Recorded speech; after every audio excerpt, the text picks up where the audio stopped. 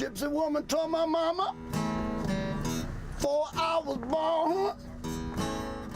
People come to the mountains to enjoy the music and the camaraderie and the fun that we have, and it gives them an experience. It started in 1990 for the centennial, and it has just grown since then.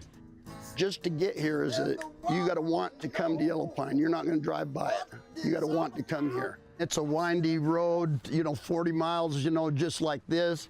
And I thought we was in Canada or something, because it was dark, pitch black. And we finally made it here. And I'd walked up the street with a harmonica and just started playing. And people come out of the bars and stuff, and I met some lifelong friends in that first minute. The networking that happens between the performers is fabulous. I got a black cap on. The Yellow Pine Fest supports the village of Yellow Pine for the entire year.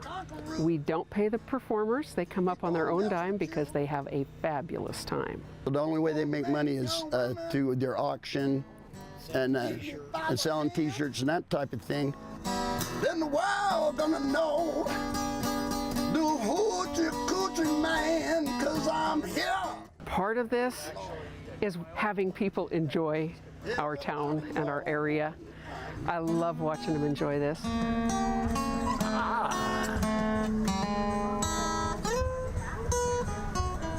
And that's why I come every year, to hear my brother play the blues.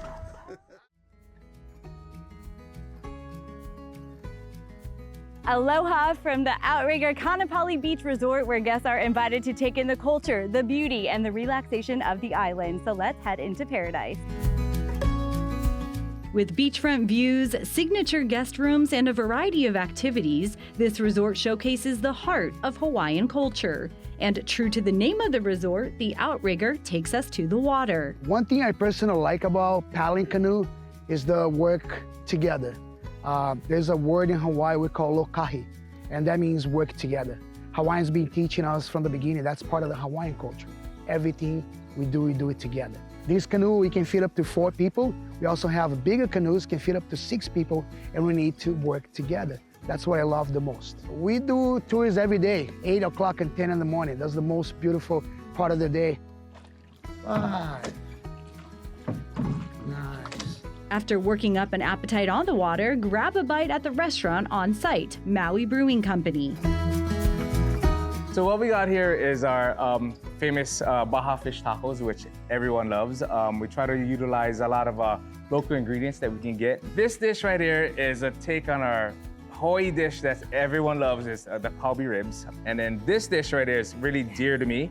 It was my take on this local favorite, the spam musubi, which everyone loves. Food and drinks to pair with an ocean view. You can enjoy the view, that we got a great view. I pinch myself every day trying to think, oh wow, am I really here? Immerse in the Hawaiian culture through on-site activities. So we offer 12 different classes. So today we have a hybrid of 3 of our courses. We offer hula, mele ho'okani, which are the implements that we as Olapa or hula dancers use, as well as mele, which is our music class. And we teach that through the medium of ukulele. Anelli, you are a real-life Moana. Tell me a little bit about your background. You actually worked with Disney to help bring the film to life. Well, I was actually just on the vessel that day that they brought the Imagineers to draw sketches of us. But essentially, I've been blessed to be a crew member on the Voyaging Canoe Hokulea, which inspired the film. The staff sharing a piece of the island with the visitors and creating a space that feels like home. Well, this property here has been named Maui's most Hawaiian hotel, and just from the view alone, you can see how beautiful it is. We are standing now in one of the signature guest rooms. I am joined by Edwin to tell us all about it, and I just gotta tell you, when I walk in, I feel like I'm at home here. Is that what you were hoping the guests feel when they come in? Absolutely. Actually, we just put in $60 million into this renovation, and as you can see, it turned out amazing. One of the things that you talked about earlier about takeaways is what I'm wearing right now is the kukuin lei. On our last day of your stay, we do a kukuin lei ceremony. And what you do is you do a ceremony, we gift you one of these leis, but when you come back, you get a white kukuin that represents every time you come back to the property. We want to make sure that you take a little bit of Hawaii with you. Back home to the 9th Island. So on behalf of our entire ohana here at Outrigger Ka'anapali Beach Resort, Velina me ke aloha iao ko pakahia po, e tupana mako iao ko e ho'i mai i ka piko. So we definitely welcome you folks to come home, and please visit us at Outrigger Ka'anapali Beach Resort. Immigrants on the Oregon Trail faced so many challenges, as if getting around on one of these isn't difficult enough. They had heat, they had famine, they had wild animals, and then last but not least, they had the extremely difficult process of crossing the mighty Snake River. So many crossing from south to north, and so many perishing in the process. There are many stories of people drowning here. It was a feared crossing because of that.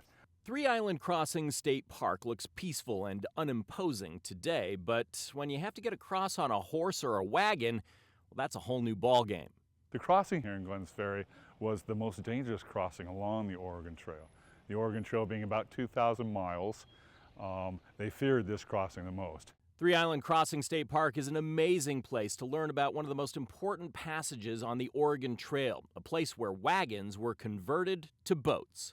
They weren't made to float, but they made them float, especially right here at Three Island Crossing.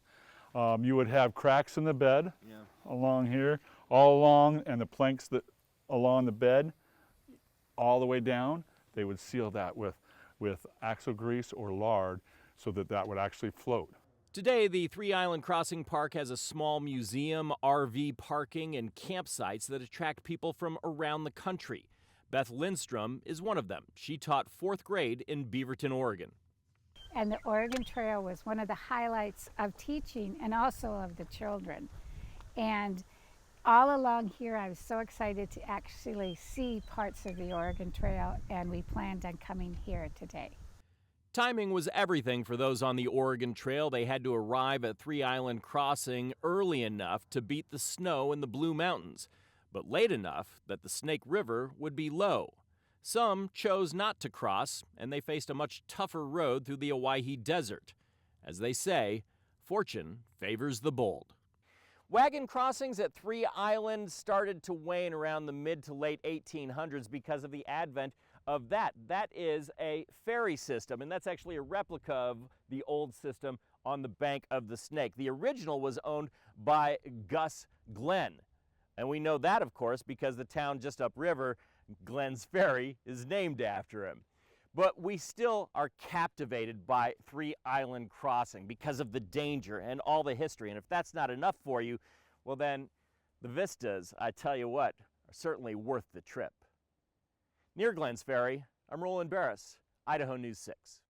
Two men were cleaning out this old mining shed, getting it ready for an upcoming festival, when one of them moved this plastic bag, revealing quite an explosive surprise. Steve Darnell is a welder, metal fabricator, and TV personality known for his rat rod shop. Just over a year ago, he decided to start moving his operation to Goodsprings, buying a block of old buildings. The entire time, this box of dynamite sat hidden among metal ore and mining equipment. It was very humbling to come across that because, you know, basically I've been working around a sleeping giant for the last year and a half over here. If that giant woke up, this block probably would not exist anymore. I would imagine they could blow a whole mountain apart with it because, you know, you put 50 sticks of dynamite in there, it's gonna make some damage. Explosions somewhat inspiring the cleanup that led to the discovery. Darnell's getting the property ready for a festival celebrating the post-nuclear war video game Fallout New Vegas, which begins its story in Goodsprings. He's seen people speculate that the incident is to drive up hype for the event. They're like, isn't it ironic that they find dynamite right before Fallout? I mean, that's kind of seems a little fishy and this and that. And I'm like, well, I'm thinking to myself, where would I go buy 50 sticks of dynamite? After finding the dynamite, he contacted Metro Police, who brought their bomb squad and evacuated the town within 2 hours. They neutralized the explosives and burned them for disposal. Now all that's left of the dynamite, this box of ashes sitting on the ground. Reporting from Goodsprings, Ryan Tismaneski, 8 News Now.